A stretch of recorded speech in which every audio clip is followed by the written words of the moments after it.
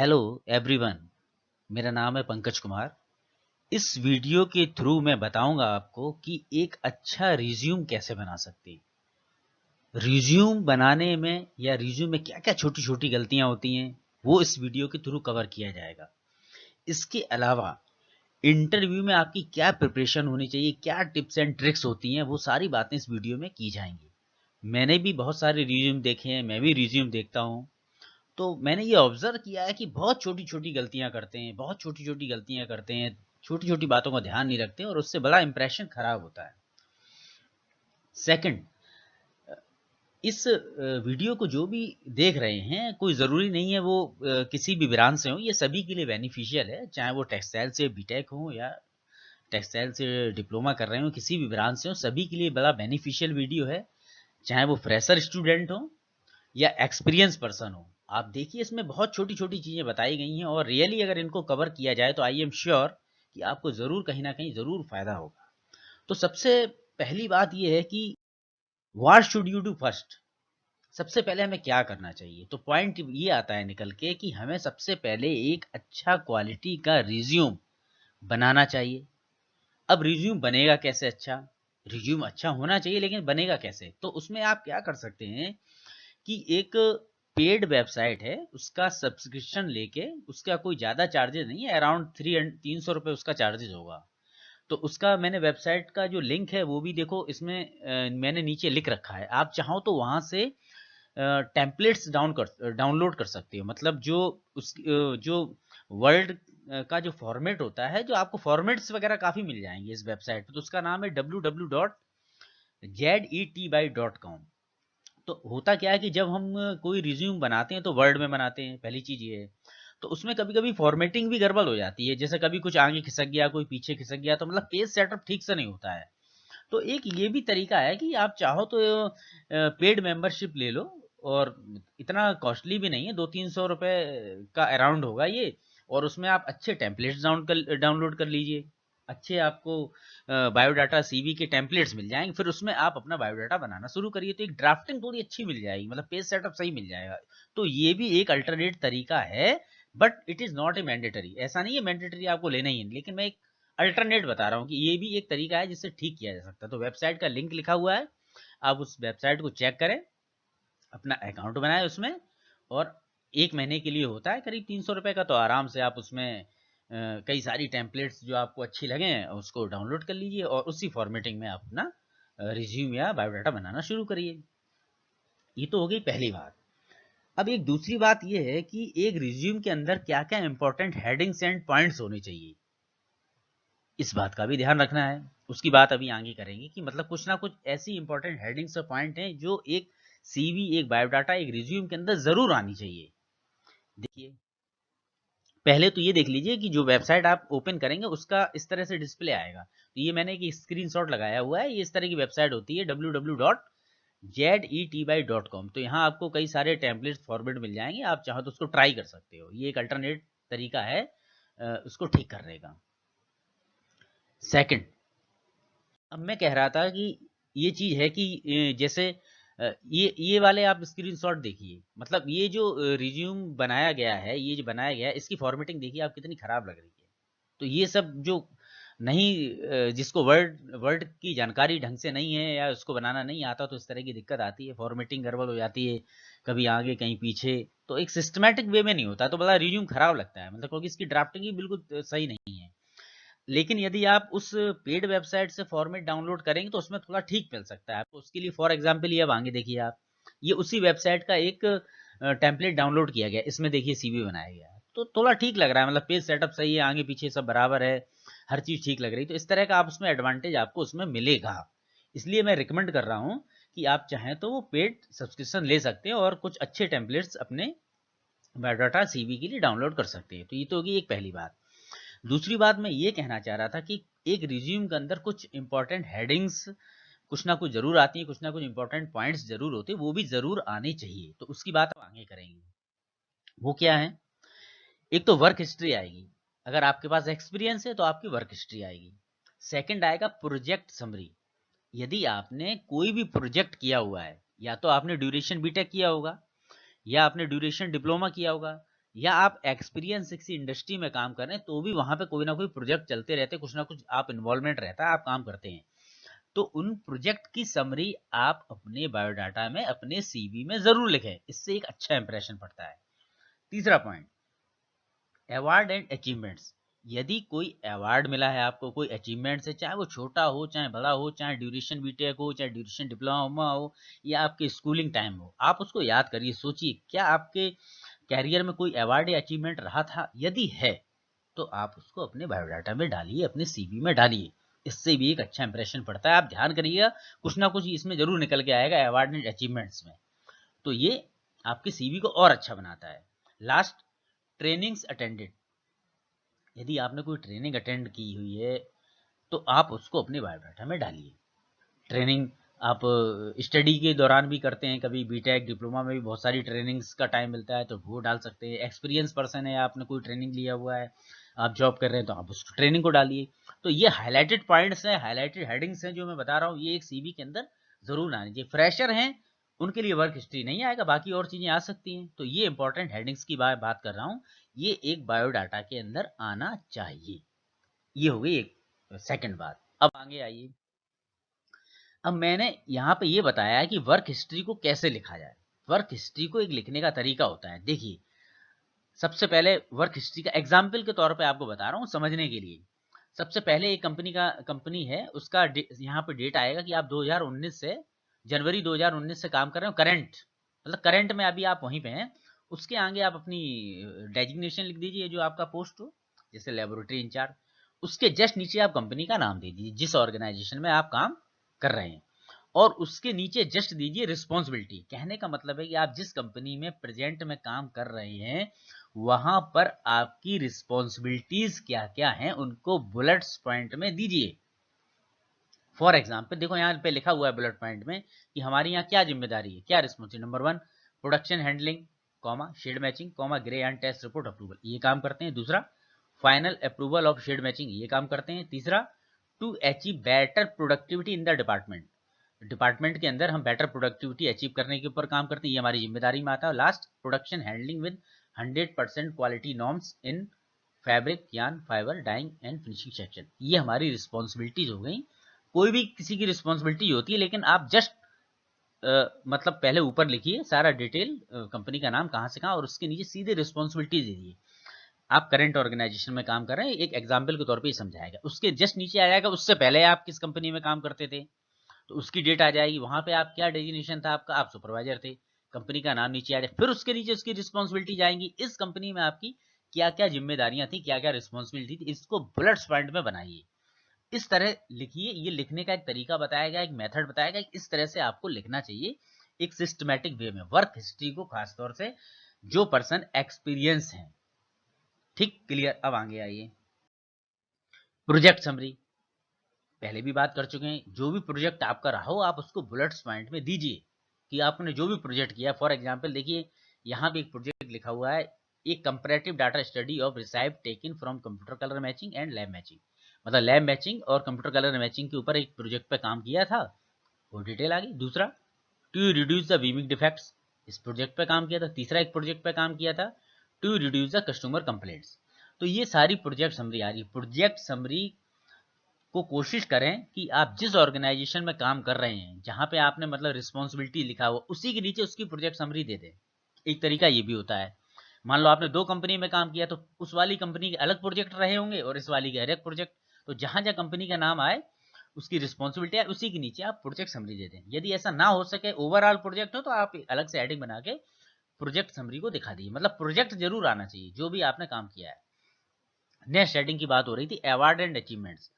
कोई भी अवार्ड आपके कैरियर में रहा हो, छोटा हो बड़ा हो कुछ भी हो, तो आप याद करिए, सोचिए, तो कुछ ना कुछ आप अवार्ड एंड अचीवमेंट्स जरूर लिखिए। फॉर एग्जांपल यहाँ दिखाया गया बुलेट पॉइंट में, team leader of cost saving project, मतलब team leader of cost saving project के टीम लीडर रहे। Second, team leader of autonomous maintenance. Third award क्या मिला, team leader of kaizen activity. तो कोई ना कोई अवार्ड या अचीवमेंट्स आप अपने दिखाइए इसमें। Last heading, training attended. कोई भी आपने ट्रेनिंग अटेंड करी है, ड्यूरेशन बीटेक, ड्यूरिंग डिप्लोमा या ड्यूरिंग एक्सपीरियंस या ड्यूरिंग वर्किंग, जब आप काम करें तो आप उसकी ट्रेनिंग को डिटेल को जरूर डालिए। जैसे फॉर एग्जाम्पल यहाँ बुलेट पॉइंट में ट्रेनिंग डाली हुई 3 days internal auditor training programme attended by 6 Sharma strategy Gurgaon, ये ट्रेनिंग ये अटेंड करी थी। Second 2 days training programme attended by Mahindra and Mahindra, Mahindra and Mahindra में एक कंपनी थी, उसका 2 days का ट्रेनिंग प्रोग्राम अटेंड किया। तो कहने का मतलब ये एक सब उदाहरण के लिए आपको समझाया जा रहा है, ये एक बायोडाटा के अंदर आना चाहिए। ये समझाने की कोशिश करिए यार, ये तो सिर्फ एग्जाम्पल है कि इस तरह लिखेंगे इस तरह करेंगे, लेकिन ये इट शुड बी मेंशन्ड, मतलब ये आना चाहिए उसके अंदर। नेक्स्ट डू एंड डोंट, कुछ ऐसी चीजें होती हैं क्या करें और क्या ना करें, मतलब ये करना चाहिए और ये नहीं करना चाहिए, उनकी बात होगी। बुलेट्स पॉइंट में बताऊंगा एक एक करके। Number 1, send resume always in PDF file, कोशिश करें कि जब भी रिज्यूम भेजें तो पीडीएफ फाइल में भेजें, क्योंकि वर्ड में रिज्यूम बनाया जाता है, उसको हम कहीं सेंड करते हैं तो अलग अलग सिस्टम पे कभी कभी वो फाइल डिस्टर्ब हो जाती है। तो आप वर्ड में जो रिज्यूम बनाएंगे उसको कन्वर्ट कर लें पीडीएफ में और कोशिश करें कि पीडीएफ फाइल ही सेंड करें। Second, send resume to single email address at one time, कहने का मतलब एक बार में एक ही एड्रेस पे आप अपना रिज्यूम भेजें, कभी भी मल्टीपल एड्रेस मत डालें कि इसको भी भेज दिया उसको भी भेज दिया और उसको भी भेजा, एक साथ भेज दिया सीवी अटैच करके, ये गलत है। एक बार में एक ही पर्सन एक ही ईमेल एड्रेस पर बायोडाटा भेजा जाता है, रिमेंबर, ध्यान रखिए। Third point, at the time of interview bring 2 photocopies set of your resume, कहीं पर भी आप अपना इंटरव्यू देने जाएं तो कम से कम आप अपने रिज्यूम की 2 फोटोकॉपी के सेट हमेशा रखिए, ये होगी तीसरी बात। चौथी बात, bring your recent passport size photo good quality photo in a good formal dress, जब भी आप इंटरव्यू देने जाएं तो हमेशा रिसेंट पासपोर्ट साइज अच्छी क्वालिटी का फोटो ही लेकर जाएं, कम से कम 5 या 10 जो भी है। अगर आप वहां सेलेक्ट हो जाते हैं तो हमें फोटोज वगैरह वहां देने पड़ते हैं, तो फोटो एक इतनी छोटी सी बात है लेकिन इसका इम्पैक्ट बहुत अच्छा पड़ता है।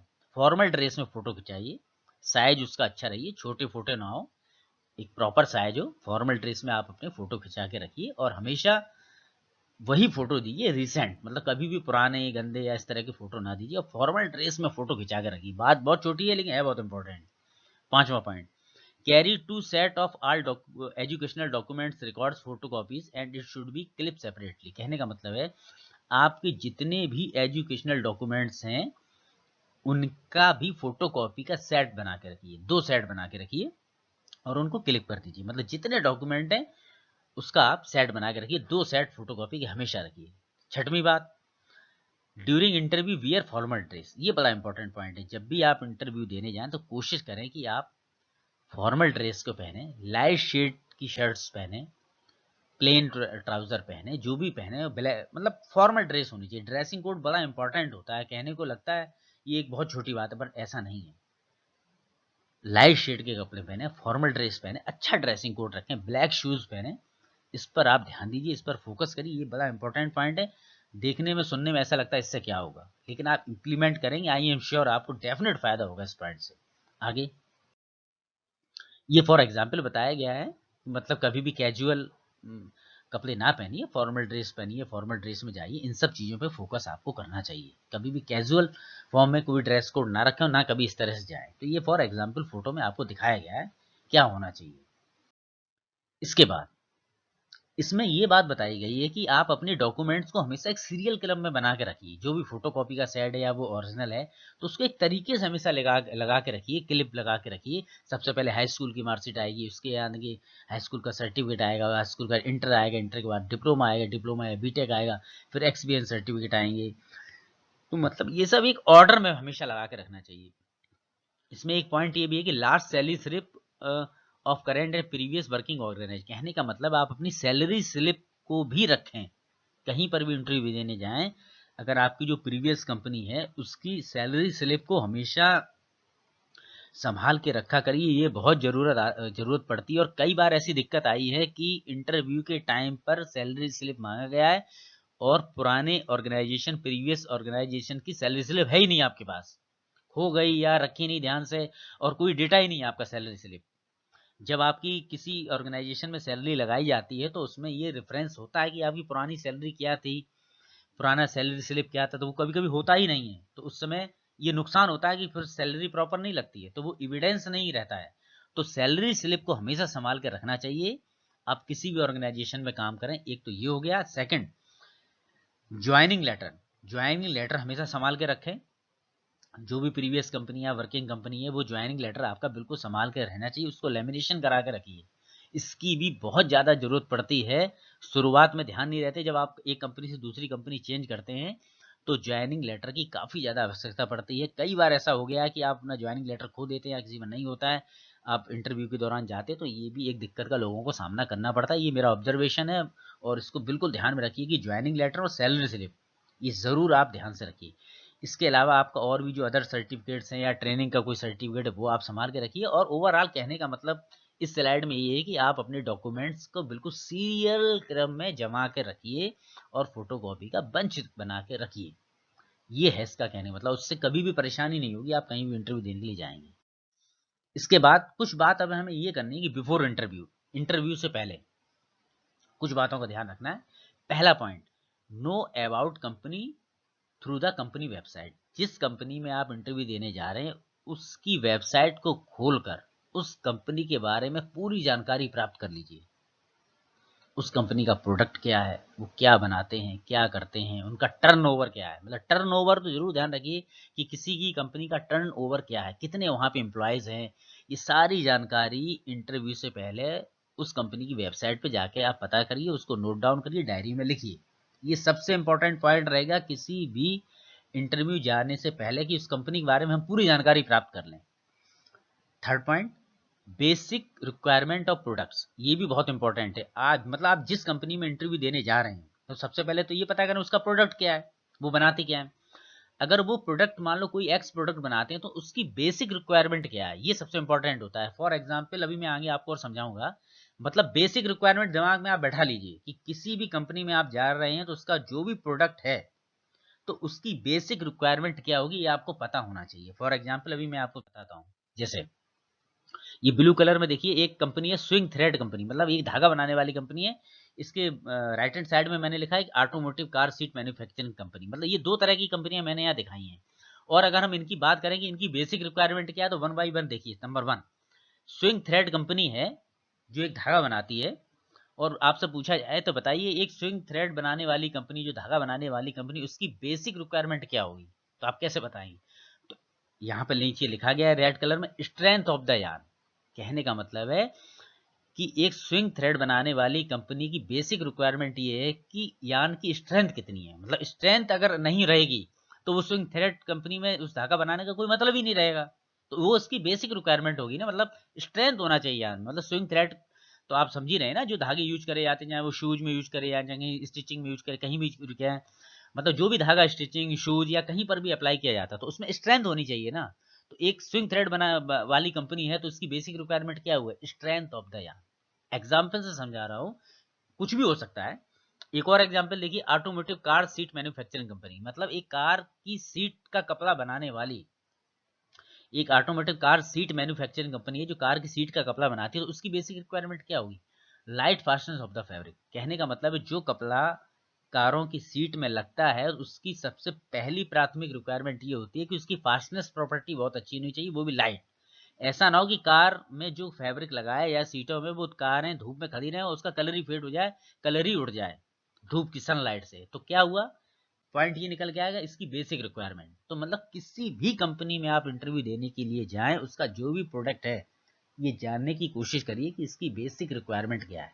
ये एक तरह का टिप्स है, मतलब ये पता होना चाहिए। जब आप किसी भी कंपनी में इंटरव्यू देने जाएंगे उसकी वेबसाइट पे सब चीज़ों को देखेंगे पढ़ेंगे तो चीज़ें समझ में आ जाएंगी।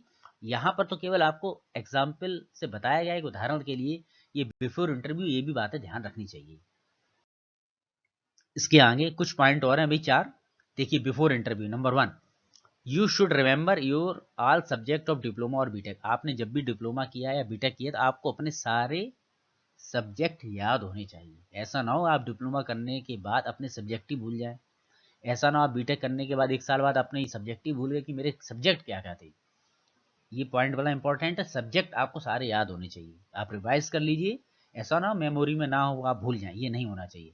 आपको अपने सब्जेक्ट बिल्कुल टिप्स में होने चाहिए कि मेरे डिप्लोमा में फर्स्ट ईयर में ये सब्जेक्ट थे, या मेरे बीटेक में फर्स्ट सेमेस्टर में ये सब्जेक्ट थे, सेकंड सेमेस्टर में मेरे ये सब्जेक्ट थे, थर्ड में ये थे। ये सारी चीज़ें बिल्कुल दिमाग में होनी चाहिए। Second point, working period.